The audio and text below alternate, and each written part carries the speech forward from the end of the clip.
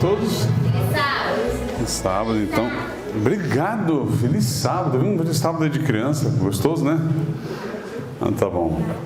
Eu sei que tem 3 pessoas do Rio de Janeiro visitando aqui, é isso? Eu fui informado. Um informante me passou essa informação.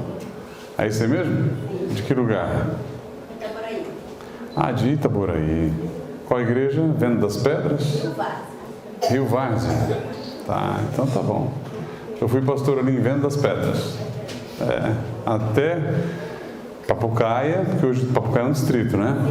E até São José da Boa Morte. Não sei se tem Boa Morte, mas... E até São José da Boa Morte. Pegava Tanguá, Pinhão, Dux, Venda das Pedras, né? na reta, né? Na reta. Depois tinha Sambaetiba. Areal também, né? Não, Areal não pegava, não fazia parte. Areal fazia parte do distrito da Central. Ah, tá. Então Agora mudou, né? Aí depois tinha Sambaetiba, Papucaia, Japuíbas. Aí tem aquela cidade bonita ali no pé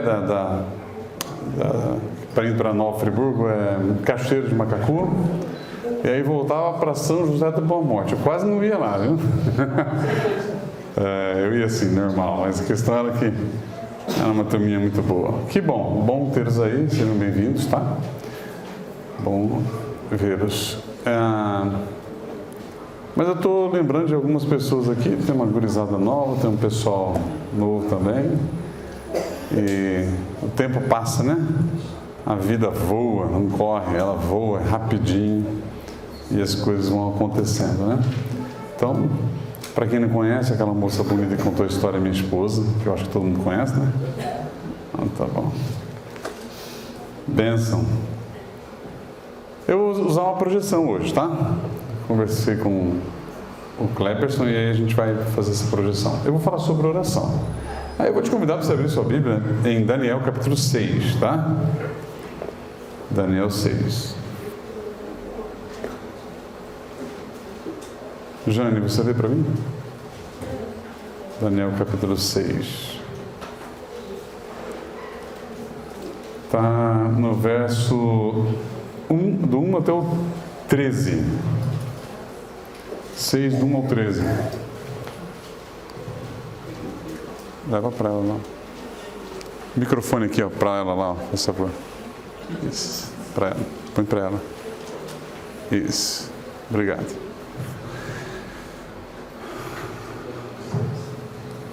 Daniel 6, 1 a 13.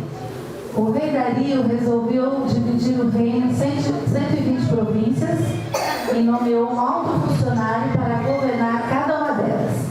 O rei também escolheu como administradores Daniel e outros 2 homens para que supervisionassem os altos funcionários e protegessem os interesses do rei. Em pouco tempo, Daniel se mostrou mais capaz que todos os outros administradores e altos funcionários. Por causa da grande capacidade de Daniel, o rei planejava colocá-lo à frente de todo o reino. Os outros administradores e altos funcionários começaram a procurar falhas no modo como Daniel conduzia as questões de governo, mas nada encontraram para criticar ou condenar. Ele era leal, sempre responsável e digno de confiança.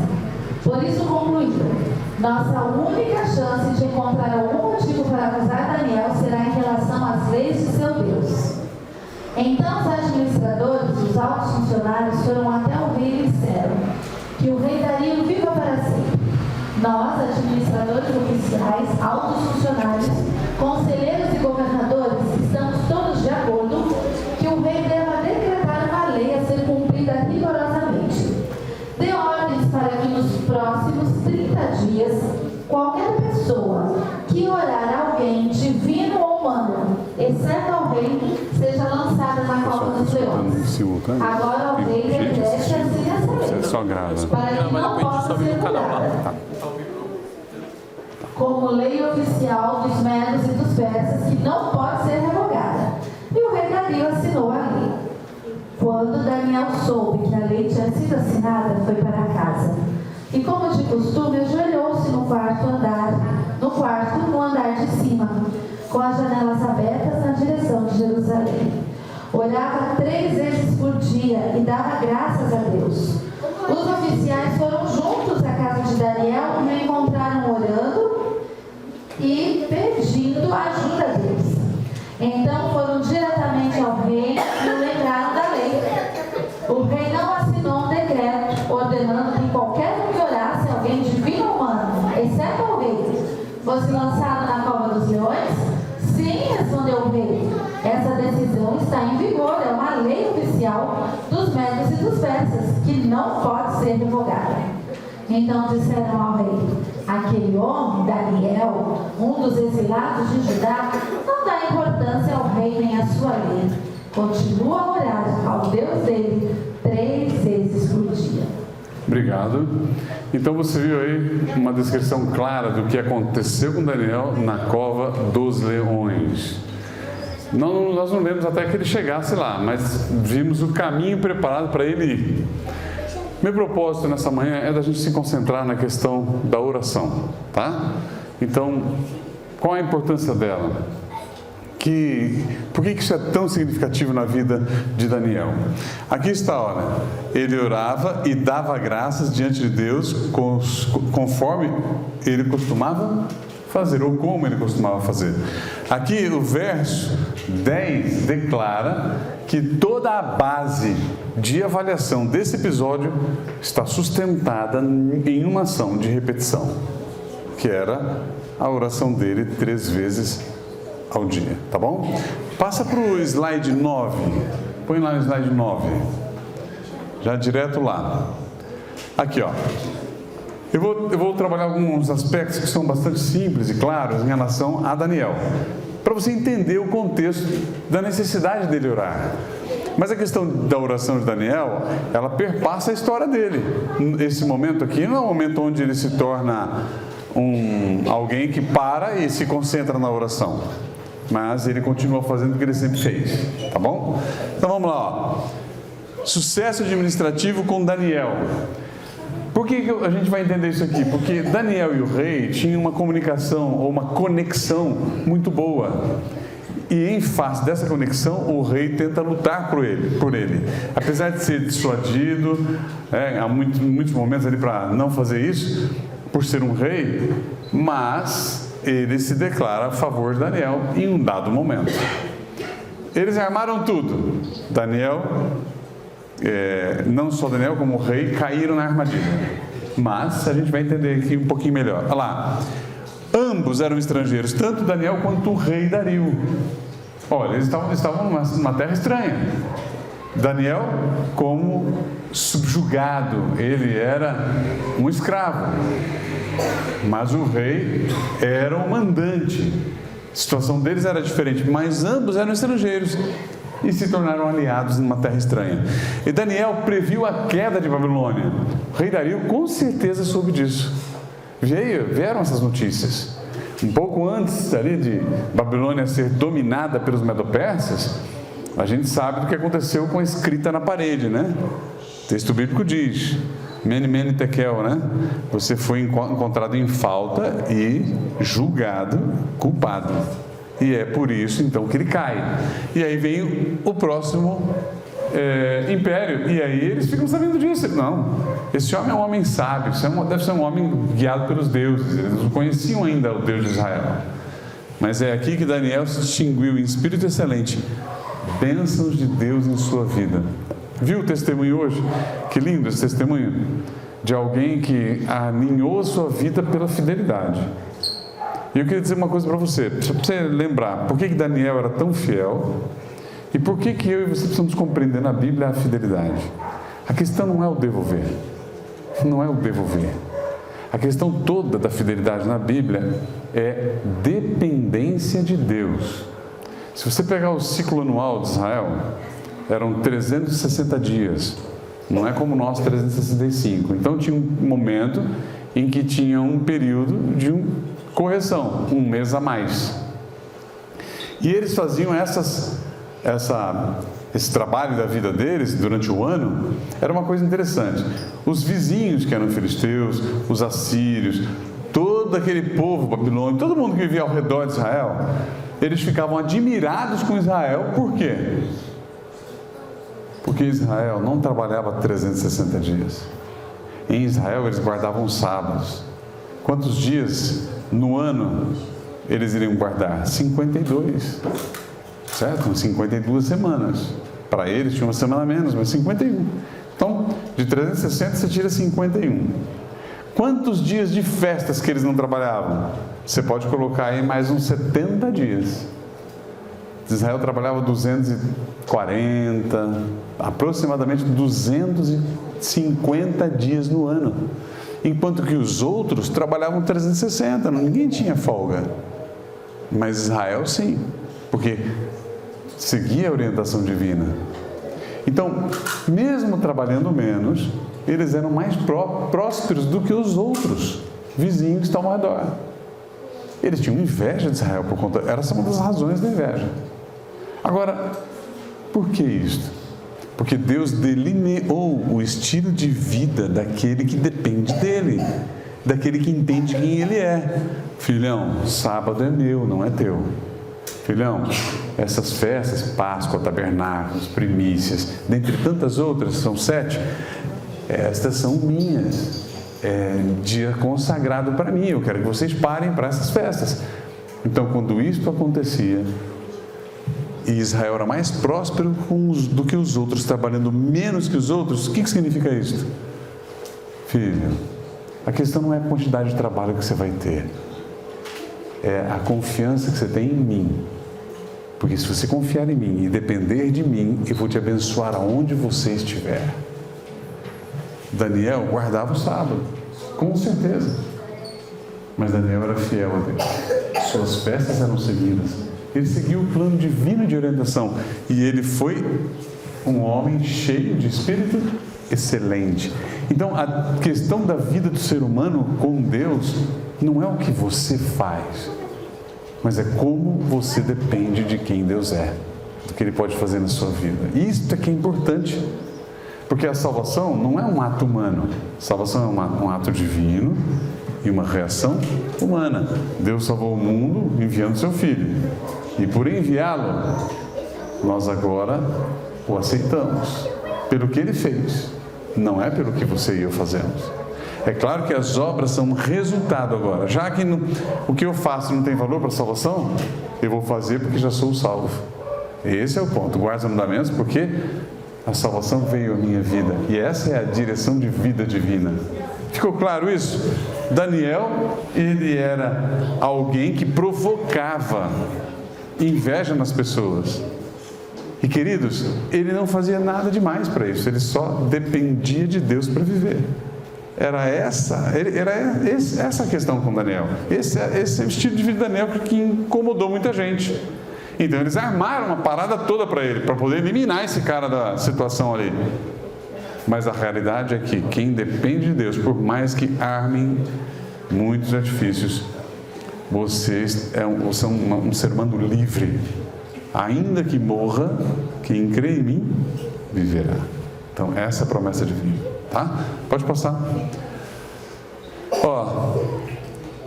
O eco do capítulo 3 do que aconteceu com os outros 3 amigos dele lá na fornalha de fogo ardente é visto nesse mesmo episódio. Olha, a rapidez na atuação política. O que é que aqueles homens viram nos 3 hebreus que não se dobraram? Querem ser melhor que os outros? Gente, pense, uma multidão gigantesca. Só 3 enfrentaram o rei. O que você acha? Eles seriam massacrados pela multidão.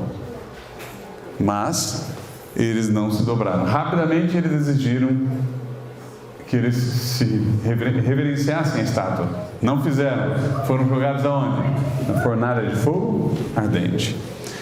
Olha, a obsessão com o êxito não é sinal de santidade, mas denuncia a separação de Deus. Olha, o sucesso que muitas vezes o ser humano busca não significa santidade, mas na verdade o contrário, separação de Deus. O ser humano às vezes busca as coisas desta terra, vai atrás delas, se empenha, gasta todo o seu tempo correndo atrás do vento e daqui a pouco descobre que você não está sendo separado para Deus. descobre que você está buscando uma coisa que não está nos planos divinos para a tua vida. Por isso Daniel e os 3 foram exemplos de dependência de Deus e como Deus livra. Pode passar. Tanto para este momento, onde Daniel vê toda aquela armação política, como no momento em que os outros 3 também passaram por isso, você vê uma tentativa de eliminar Deus da equação. Olha, se os 3 hebreus não fossem fiéis, Deus não seria lembrado ali. Qual foi o resultado daquele episódio? Nabucodonosor, depois que ele saiu da fornalha de fogo ardente, que ele viu um quarto ser lá, como um filho do Altíssimo, né? Ele faz um edito. E neste edito ele declara que Deus é real. Com Daniel, quando ele senta com os leões, o que Dario faz? Um edito dizendo que Deus é real. Então, o que acontece nessa realidade? O que acontece comigo e com você hoje, quando a gente não se dobra ao sistema do mundo? É a expressão de que há um Deus vivo ainda no coração de muitas pessoas. Sabem quando Elias está lá e ele fala: Senhor, só fiquei eu. Deus diz assim: ô amigão, tu está cego, meu irmão, você não enxerga como eu enxergo. Tem 7.000 que não se dobraram, você não conhece. Que coisa bonita, né? Sempre haverão seguidores de Deus, sempre haverão fiéis. Então guarda no teu coração. Não adianta abraçar o mundo e perder a conexão com aquele que é a fonte da vida, tá? Um dia uma adolescente chegou para mim e disse assim: quem diz que a Bíblia é real? Quem diz que Deus é verdadeiro? E se ele for verdadeiro, ele é um Deus muito egoísta. Daí eu perguntei: por quê? Daí ela falou assim: porque eu não posso tomar a decisão de viver longe dele, porque senão eu vou morrer. Não é assim que a Bíblia fala? Aí eu olhei para ela assim: se você está pegando a base da Bíblia para avaliar Deus, então deixa eu te fazer uma pergunta. Quem é que criou tudo na Bíblia? Foi Deus. Pela Bíblia foi Deus, certo? Certo. E o que ele disse para o ser humano? Muitas vezes, que não há vida sem Ele. Ele deixa você escolher, porque Ele cria todo ser humano. Todo ser no universo Ele criou com a possibilidade de escolha. De uma escolha diferente. Esse era o risco. E eu vou dizer uma coisa para vocês. Às vezes a gente pergunta assim: poxa, mas por que Deus, sabendo de tudo, criou? Porque na verdade, queridos, Deus não poderia criar sem dar a liberdade do livre-arbítrio, sem colocar isso no ser humano. Senão não seria criação verdadeiramente livre, seria autônoma. E aí eu falei para ela assim: você pode muito bem escolher viver longe de Deus, é uma decisão sua, mas ao viver longe de Deus, você está escolhendo viver longe da vida, ou da fonte da vida. O próprio Jesus diz: quem vier a mim vai beber da fonte da água viva, que vai fluir por você. Então eu olhei para ela e falei assim: pela Bíblia só há uma fonte de vida. Você quer ficar nela? Então a bênção vai vir sobre a sua vida. Mas se você não quer ficar nela, é uma escolha tua. E Deus vai respeitar isto. E é uma verdade. Só que, qual é a ação que contrapõe a atitude política? É a oração.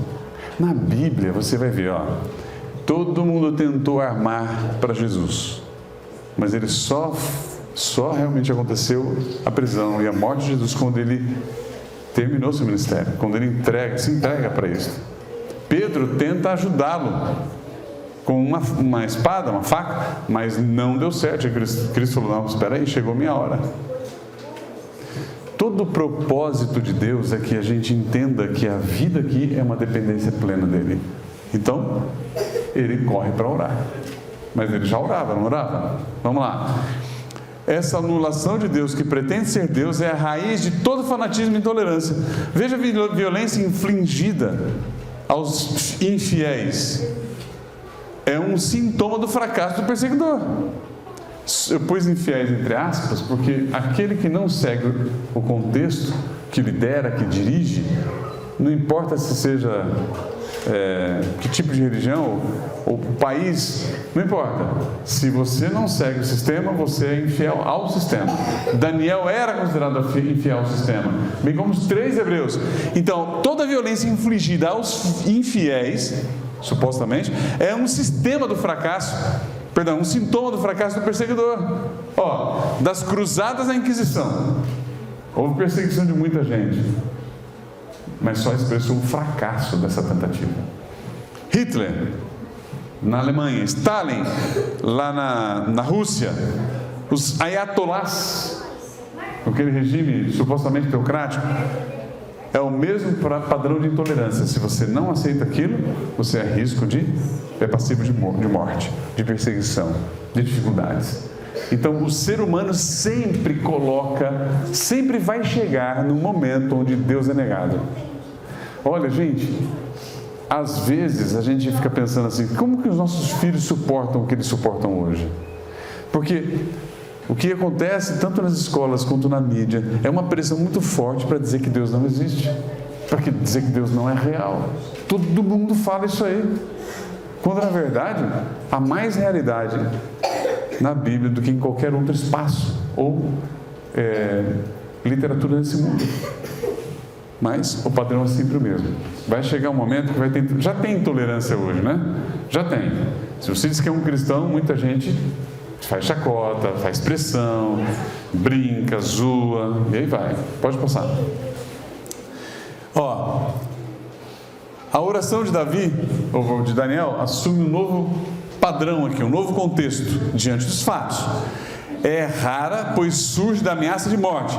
Apresenta apenas o essencial. Não a faz como um dever ou rotina. Olha que diferença. A oração dele já existia, como era o costume dele. Só que agora surge uma nova roupagem, que é a perseguição. Ok? A ameaça da morte. Se orar, se for pego orando, ele vai morrer. Epa, pode passar. Olha lá. Cleverson, passa para mim isso. A oração agora vai expressar a força que ela tem através do hábito. Não é diferente das outras em alguns aspectos. As circunstâncias não o forçaram a esse estado de oração, porque ele já costumava orar. Então, a perseguição da morte não o pegou de surpresa. É isto aqui que se refere ao fim. Quando o aperto chegar, e a gente sabe pela situação que o planeta está, até quem não é cristão está dizendo que o negócio está esquisito e que vai acontecer alguma coisa. Mas o fato é que o que pode, de fato, trazer ao cristão a vitória é o costume. Sabe aquele texto de Apocalipse assim, o justo continue sendo justo e o injusto sendo injusto? Por que o justo vai continuar sendo justo? É simples, porque ao longo da vida ele aprendeu a escolher Deus, então ele vai continuar escolhendo, ok? E o injusto? Se ele não aprendeu a escolher agora, amiga, fica desenfreado, porque não tem mais chance, acabou, é no fechamento da porta da graça. Aqui está o ponto, só pode haver estrutura se ela for trabalhada e preparada. Se ela não estiver pronta, não tem estrutura, ok? Pode passar. Olha, ele se opõe à rigidez da religião dos sátrapas, com a mesma oração de um homem livre. Gente, ele era ameaçado de morte, mas isso não poderia tirar a liberdade dele de continuar fazendo aquilo que ele tinha com Deus. Ele ora sem se importar com as circunstâncias. Para ele a oração não é o último recurso diante do contexto, mas parte de sua vida. Isso é que é bonito, faz parte da vida dele. É o que Daniel é. Pode mais um? Para ignorar um decreto e continuar orando é necessário o quê? Coragem. O que é coragem? Na Bíblia. Epa, fui mexer aqui, tirei tudo. O que é coragem na Bíblia? Olha, gente, não é valentia, não. Não é levantar e dizer assim, meu irmão, eu encaro qualquer coisa. Não é isso. Na Bíblia há uma definição muito linda, para mim uma das mais belas, talvez a mais bela mesmo que existe. Coragem é estar certo quanto a uma causa justa. Então, por que Daniel tinha coragem? Não é porque ele era forte, melhor do que você e eu, mas é porque ele era mais dependente de Deus. Então, a coragem de Daniel é porque ele sabia que a vida dele, o testemunho dele, eram uma causa justa, porque o reino de Deus precisava ser mostrado. O reino de Deus precisava ser visto e Daniel era um instrumento. Aí veio a coragem, porque ele sabia que aquela guerra não era dele. A guerra era entre Deus e Satanás. Ele sabia que aquela armação toda era do inimigo. E Babilônia foi usado nesse momento como inimigo, o Medo-Persa, né? E ele sabia desse contexto. Então ele disse, não, essa causa não é minha. Essa causa é de alguém muito maior do que eu, do que qualquer coisa que ocorra aqui. Então é assim que ele entende seu posicionamento, baseado na coragem, porque Deus está agindo, não é ele. Vamos sempre lembrar disso, até mesmo nas coisas cotidianas da vida, nas realidades que nós enfrentamos, nós vamos entender que quem age lá no fundo é Deus e não o ser humano. Quando a oração se torna moda, é melhor orar como? Sozinho. Mas quando as autoridades declaram ilegal essa prática, orar em secreto é insinuar que o rei é maior do que quem? Do que Deus. Essa frase é linda. Eu tirei do livro Segredos de Daniel, de Jacques Ducan, na Casa Aplicadora Vende, lá nos céus tem. Quando a oração se torna moda, é melhor orar sozinho. Mas quando as autoridades declaram ilegal essa prática, orar em secreto é insinuar que o rei é maior do que Deus. Lembram-se de Elias e os profetas de Baal? Aquele momento foi crucial para mostrar quem de fato era o verdadeiro Deus. Quando eles pedem para que todos orem a Dario como Deus deles, quem é que entra em xeque? O Deus eterno. E é nessa hora que tanto Nabucodonosor como Dario enxergam quem é o rei do universo que governa a terra. Hoje em dia, como é que as pessoas vão enxergar Deus? É conosco. Se nós não dependemos de Deus e não obtemos vitória por Ele, a pessoa não vai enxergar Deus. Esse é o ponto que a gente tem que entender. Nosso papel aqui é continuar dependendo de Deus, como Daniel também dependeu e como os 3 amigos. Pode passar. Olha, ele prefere morrer a interromper sua vida religiosa. Sob essa circunstância nebulosa, ele não se esconde, mas anda como um homem livre. É linda essa ideia. Tudo pressionando, mas ele anda como ele sempre andou. Ele vive como sempre viveu, porque ele está em conexão com o seu Deus, ligado a Ele. Prefere permanecer fiel a Deus em seu coração, mesmo sabendo das consequências terríveis que ele poderia sofrer. É incrível isso, pode passar. É mais fácil fazer uma oração no meio da tribulação do que na vida diária. Sabe quando surge o problema, você corre lá, se ajoelha, gasta um tempão mais, passou o problema, parece que relaxa, né? O gesto de um herói é fugaz e público, todo mundo vê, acha lindo. Santidade permanece sem ninguém ver e dura uma vida inteira, pelo menos deve durar. Aqui tem a ver com integridade. O que é integridade mesmo? A definição bíblica também é muito bela. Integridade não é só ser justo, correto, honesto. A melhor forma de traduzir o que é integridade é o seguinte: é o que você é quando ninguém está te vendo. A integridade significa claramente isso. Então, quando ninguém está te vendo, é estabelecido um hábito, uma conexão. Ninguém vê isso surgir. Como disse Jesus para Nicodemos: você sabe de onde vem o Espírito, de onde vem o vento, para onde vai? Assim é o Espírito Santo que age. Ele constrói sem que o ser humano observe. E isso é que é bonito. Olha, pode passar. menos esforço para orar nas provações do que no decurso de uma vida normal. Ele devido ao seu sistema de vida de oração. Ele só não caiu diante da perseguição, não fraquejou, não tentou negociar, porque ele tinha uma vida sustentada na oração. A oração não deve depender dos enlevos da alma, que vêm e vão, de acordo com o humor da vida. Não depende do balanço das coisas, é algo constante, sustentado. Daniel dá um exemplo lindo, olha só. Ele mostra que devemos integrar a oração ao próprio ritmo da vida. Ela é uma necessidade básica da prática, até quando o sistema não está presente.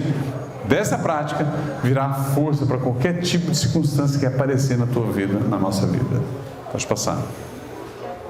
Suas orações coincidem com a hora dos sacrifícios do templo. Ele se volta para o templo, para o ocidente. E Salomão advertiu uma coisa, ó: para a terra onde forem levados cativos. Sabe que momento que é esse aqui, ó? É o momento onde ele ora na consagração do templo de Israel. E lá ele ora assim, ó: para a terra onde forem levados cativos, orem a ti voltados para essa cidade, onde tu dos céus, Deus, lugar da tua habitação, vai responder, abençoar. É essa oração que ele faz, tá? Então ele sempre se virava para o ocidente. Mas por que Salomão fala para a gente fazer isso? Porque tem um sentido muito lindo. Pode passar. Está intimamente ligada aos sacrifícios, assim como o sacrifício nos aproxima dele. O que é o sacrifício lá do templo de Israel? Era o sacrifício para o perdão, para o arrependimento. Quando vinha alguém arrependido, ele colocava a mão sobre a ovelhinha que ele trazia, confessava o seu pecado, ela era degolada, o sangue era apresentado nas pontas do altar e depois lá dentro. E é incrível, queridos, como é bonito, como é belo ver a substituição que era mostrada no tabernáculo. Mas aqui que está o ponto. A raiz da palavra sacrifício ou sacrificar é kirba, e significa perto, implica em aproximar-se de Deus. Então, quando eles vinham e traziam a ovelhinha, confessavam o pecado, era o momento de maior proximidade do pecador com o Redentor, Messias que um dia viria. Antes da vinda de Jesus, era esse o contexto. Era o momento onde o ser humano se encontrava mais perto de Deus. O arrependimento é o momento onde o ser humano mais se aproxima de Deus. É uma coisa linda isso. Diferente da religião de Daniel, a religião dos babilônicos era que estes dependiam de seus próprios esforços. Eles tinham que fazer coisas aos deuses, eles tinham que buscar flagelação, né? Ou então auto-sacrifício. E aí vai. A gente vê isso nos tempos modernos. O que são as penitências? O que são as dezenas de repetições de orações? O que é que, por exemplo, até os espíritas falam, vamos fazer muita caridade para poder encarnar melhor depois. Aí você vê um monte de situação que demonstra isso hoje, no momento em que você está vivendo. Ok? Pode passar. Possui dimensão de futuro. Quando ele se volta para Jerusalém, aí é que está. Lembra do sacrifício, né? Quando ele se volta para Jerusalém, não como superstição, mas sabendo que a resposta de seu problema está em outro lugar, nos céus. Como disse Salomão, sua oração está situada no tempo e não no espaço. Não era naquele espaço tabernáculo. Ele se virava para Jerusalém porque no tabernáculo existia a Shekinah, que era a presença de Deus entre o povo israelita. Então, para quem que Daniel está se virando na verdade? É para a presença de Deus que era manifestada lá em Jerusalém. Não era o espaço-templo, mas era o Deus do trono, lá em cima. Porque o templo de Israel era só uma pálida ideia do que era o templo celestial. Foi feito, Moisés copiou, ok? Deus deu a ele a planta de tudo. Então, quando Daniel orava, ele sabia que ele estava falando com quem? E virado para quem? Para Deus, ok? Não é o monumento que importa, mas o templo. O dia do Senhor é mais importante do que a casa do Senhor. O sábado é muito mais importante do que esta igreja. Entenda isto. Porque é no sábado que você se volta para Deus, que sustenta tudo que tem aqui dentro dessa igreja. Por isso a importância e a significação de você estar voltado para o templo, ou para Deus, conectado a Ele. Pode passar. Possui dois elementos de futuro: fé e esperança, indicados por dois verbos. Primeiro, iad, significa mão aberta. Oração significa, e sacrifício conectado significa isto, gratidão por receber algo. Quando você ora, Ellen White fala isso, tá? Caminho a Cristo, ela menciona isto. Na página 92 em diante, ela diz o seguinte: quando você for orar a Deus, se ajoelhar diante dele, saia da oração grato, crendo que Ele respondeu a sua oração. É isso que ela diz. E é exatamente o que o verbo hebraico diz. E a gratidão por receber algo. Depois vem o segundo, que é o mithanah, que deriva dessa sigla HNN. Significa graça, súplica de quem não recebeu. Dois sentidos tem a oração. Próximo slide, olha aqui. Duas raízes: na privação humana e na abundância da graça de Deus. Quando você recebe algo, é porque você não tem esse algo. Você é privado pela natureza pecaminosa, falido em você mesmo. Mas você recebe de Deus a graça.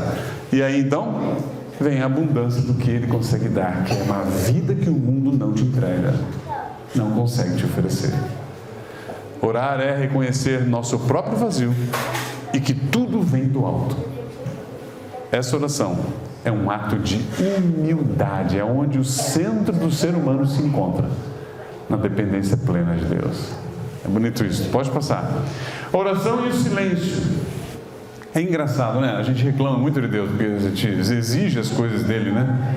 Mas olha só aqui, a oração de Daniel foi ouvida? Aparentemente não. Aparentemente, claro que foi, mas aparentemente não. A princípio, o que eu falo que é aparentemente? Sabe no momento que ele está orando? Naquela hora pareceu não ter sido atendido, porque houve um silêncio de Deus. Ele podia agir rápido, mas não agiu. E aí, o próprio Deus parece que cancela Daniel e permite que ele seja condenado. E que então, indo para a morte, o que você e eu poderíamos dizer? Deus esqueceu de mim. Ele me esqueceu. Mas não é assim. Nós podemos entender como Deus age. Qual foi o propósito maior de Deus com a permissão da condenação de Daniel? Exaltar o nome dele, mostrar o nome dele a este mundo. Olha que coisa bela, pode continuar, vai continuar aqui, Dario o encoraja: o teu Deus, a quem tu serves, que ele te livre. A mesma coisa que ocorreu lá com os 3 hebreus, quando eles disseram: rei, que tu saibas, se nós morremos, morremos, mas se Deus quiser, Ele pode nos salvar. E Ele salvou. Pode ir lá, passa. Daniel é jogado na cova dos leões, e esta é selada com o anel do rei, com uma pedra pesada, tentativa humana de controlar a situação. Olha só, ninguém podia mexer nisso, então eles estão tentando fechar o cerco de todas as formas. Além de fechar o cerco, condenar o sujeito, tratam de que não haja nenhum tipo de escapatória para ele. É assim que o diabo faz. A salvação vem do alto, quando Deus envia um anjo.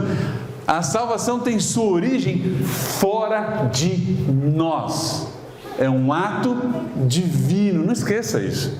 A gente tem que se lembrar que o ser humano cai na tentação de achar que ele pode encontrar sua redenção ou sua salvação. Aqui está, a origem é uma realização divina. O tema que está em jogo aqui é a adoração. E o que acontece? Daniel adorou a Deus e ele foi salvo pela fé. Pode passar. Ainda que a salvação venha só de Deus, a fé não pode sobreviver sem o quê? Obras. Quais eram as obras pelo relacionamento que Daniel tinha com Deus? Suas orações. Ok? Sem resposta em atos e ações, não existe fé de verdade. A religião é mais que somente crer na salvação de Deus. É viver e lutar na vida diária com provações e incertezas, mas com a ajuda de Deus. A questão que Daniel expressa aqui é que, filho, você vai ter dificuldades, mas se tiver fé e o costume de estar com Deus, virá a vitória. Só que eu faço uma pergunta para você. Daniel está vivo hoje? Não. Os 3 hebreus? Não. Lázaro está vivo? Não. Pessoas que foram salvas por um milagre. Por que não estão vivos? Porque, na verdade, Deus promete a vida eterna, mas é pela fé. A ação dele na volta de Jesus, mais uma vez, vai mostrar para mim e para você que a salvação não vem de mim nem de você, vem do que ele faz. Esse é o ponto. Mas a proposta de Deus, a proposta divina, é vida eterna, não é momento. Pode passar. A ordem para jogar os acusadores na cova dos leões não faz sentido, sabia? Por mais que você... Sabe quando a gente assiste um filme de Hollywood? Daqui a pouco, depois de uns 15, 20 minutos, 30 minutos, você está torcendo para alguém morrer ali dentro. Não é? O bandido morrer, não é isso que você está torcendo? O cara é maldoso, é ruim, que ele morra. Mas não é assim que Deus pensa. Olha só. Quando os acusadores de Daniel têm a chance de testar sua tese, olha o que Flávio Josefo, que é um historiador romano, o rei, eu escrevi errado aqui, tá, gente? A gente fala isso para mim sempre, mas já está em PDF, já não consigo mais alterar. Aí, aqui ó, o edito de adorar o Deus de Daniel substituiu de adorar o rei. Que o edito era para adorar o rei durante 30 dias. Então agora ele faz um outro edito, uma outra lei, um outro decreto. E o que ele decreta aqui? É um decreto superior, mais amplo que o decreto de Daniel no capítulo 3. O decreto de Nabucodonosor proíbe apenas a blasfêmia contra o Deus de Israel. Não pode falar mal dele. Agora, o de Dario ordena ao povo que o adore. Olha que coisa linda, o ápice da adoração, do reconhecimento de quem Deus é, acima de qualquer divindade que o ser humano invente. Tá? Dario entende o aspecto universal da cova dos leões. Gente, isso aqui é lindo demais, é fantástico, simplesmente algo que deve mexer comigo e com você. Por quê? Porque ele se deparou com a realidade da existência de um Deus que estava acima da realidade humana. Ou seja, ele estava além da terra. Ele domina outras coisas. Ele domina o universo. É impossível ficar em silêncio diante desse Deus. Bom, pode passar. Dario também ora através do edito enviado a todo o império. E essa oração, ela compreende que o Deus hebreu é vivo, criador e salvador. Toda vez que eu falo que Deus é vivo, um Deus vivo, eu me lembro, sabe de quem? Do irmão Antônio, né? Que viveu aqui. E a esposa dele, eu esqueci o nome dela agora. E eu me recordo que eu fui na casa deles, ele tinha um coração grande, fraco. E ele estava morrendo, que o coração estava começando a bater bem mais lento. Foi levado às pressas para o hospital e o médico disse: olha, ele tem 12 horas de vida, prepara a família. Aí chegaram para ela e disseram, 3 horas da manhã, falaram para ela assim: ó, voltamos ao hospital. Uma pessoa voltou da família e disse: Dora, ele tem só 12 horas de vida. Aí ela falou assim: meu Deus é um Deus vivo. Ele vai me dar mais um tempo com o meu esposo. E queridos, por um milagre, ele viveu mais 2 anos e meio. Amém. Por incrível que pareça. Humanamente falando, não. Mas Deus é vivo, é um Deus vivo que age. E sabe o que é um milagre que Deus concede? Não é a regra, o milagre não é a regra. O milagre é a exceção. Para mostrar ao ser humano, lembrar sempre o ser humano que tem um Deus que está cuidando da humanidade. Só que o desejo dele não é ficar fazendo milagres para viver aqui em pecado a eternidade toda. Mas é para mostrar para você, o milagre mostra que Ele está preparando uma vida onde Ele tem condições de manter todo mundo sem as dificuldades do pecado. Essa é a proposta divina com o milagre. Tá? Ele o descreve como o eterno e cujo reino não será destruído como os demais. É isso aqui que ele está dizendo. Pode passar. Sua oração lida com o tema da vida. É um ato de protesto contra o sofrimento e a morte. Um grito contra o inaceitável. Orar é amar a vida. Estar ligado a ela através de Deus. Essa oração é o reconhecimento de que nada existe ou sobrevive sem Deus. É lindo isso. Pode passar. O tema da vida celebrada pela oração está enraizado no evento bíblico da criação. A vida está relacionada com Deus, porque Ele é a fonte de vida. É Ele quem sustenta tudo. E essa oração, na verdade, a oração dos que creem na Bíblia, difere da oração daqueles que não creem. Porque a oração da Bíblia, oramos para quem nos fez. E aí fora, oram para aquilo que eles fizeram. E não é diferente hoje, tá? O ser humano inventa muita coisa para colocar teu coração nela. Crer na salvação implica em crer na criação, e crer na criação exige crer no Deus vivo. Só o Criador que vive, que ainda vive, tem o poder de transformar a morte em vida. E aí, eu e você podemos ser transformados, sim, cada dia.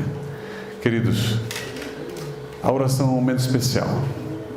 A oração é um momento onde Deus pode ser visto todos os dias. É por isso que ela está à minha disposição e à sua disposição. É um momento onde você se conecta com Ele, onde Ele é exaltado. Não sei se tem mais algum. Tem mais algum? Tem mais outro além desse? Tem. Então tá bom. Eu vou usar, volta naquilo lá. Sabe por quê? Que é o seguinte, Daniel e Jesus. Essa analogia eu quero que você guarde no coração, que é final. Olha, ambos foram vítimas de conspiração pelos altos oficiais. Qual era o motivo? Lembra que eu falei no começo? A inveja ela prejudica muito, queridos, os relacionamentos. E ela danifica a noção. Sabe quando a gente fica chateado um com o outro aqui dentro? Aquelas mágoas, aquelas coisas. E é um pouquinho do que a inveja causa. Então, evitemos isso. Porque somos todos servos do mesmo Deus, cobreiros nessa causa, ou nesse reino. Forças do mal manipularam as autoridades e invocaram razões políticas para justificar as sentenças que foram dadas. Nossa, eles arregimentaram tudo para poder prender Jesus. Usaram Roma para isso. E usaram também os medo-persas para prenderem Daniel. Ambos eram inocentes. De todas as tentativas de salvá-los também foram em vão. Tanto com o rei Dario quanto lá com o Pilatos não deu certo. Eles tentaram, mas não conseguiram. Nos dois casos, a redenção e ressurreição ocorreu aonde? Num local selado pelo ser humano. Tentativa de controle humano. Mas Deus está acima disso, tu pode passar. Assim como o Salvador, Daniel saiu da cova maior do que antes, respeitado, reconhecido como instrumento de Deus. O Deus condenado a ser adorado às escondidas pela ameaça de morte, considerado uma simples divindade tribal, é reconhecido como Deus do universo. Tudo se abriu depois da escuridão terrível que estava sobre aqueles que o adoravam. E vai ser assim no final dos tempos. Vai ser assim agora que estamos vivendo.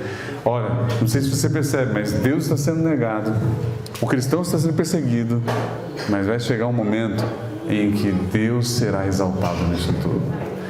Colossenses capítulo 3, 1 a 4, Paulo diz assim, que vocês serão manifestados com Cristo quando Ele voltar nas nuvens. É exatamente isso o que diz a Bíblia.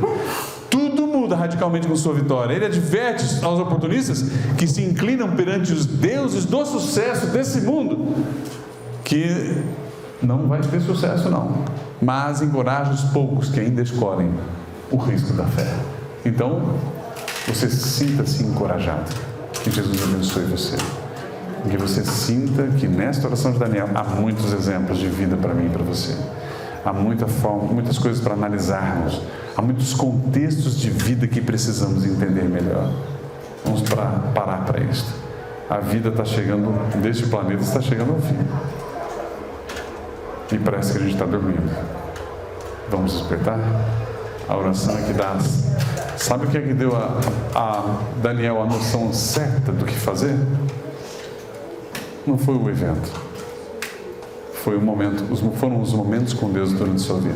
Tá bom? E é o que vai nos dar condição no final. Fique em pé, vamos fazer uma oração. Aí, Debbie, lembrei do seu apelido, né? Aí a gente vai cantar aquela que você escolheu para a gente sair, pode ser? Então vamos lá. Pai Santo e Eterno, obrigado pelos momentos que tivemos aqui, pelo estudo da sua palavra, pela alegria de podermos compreender melhor o seu plano para a nossa vida e a proposta que o Senhor tem de nos deixar preparados para os eventos finais da história deste mundo. Que possamos refletir na história de Daniel, pois ela nos ajuda a refletir na nossa hoje. Conceda-nos a tua bênção, a tua graça, em nome de Jesus. Amém.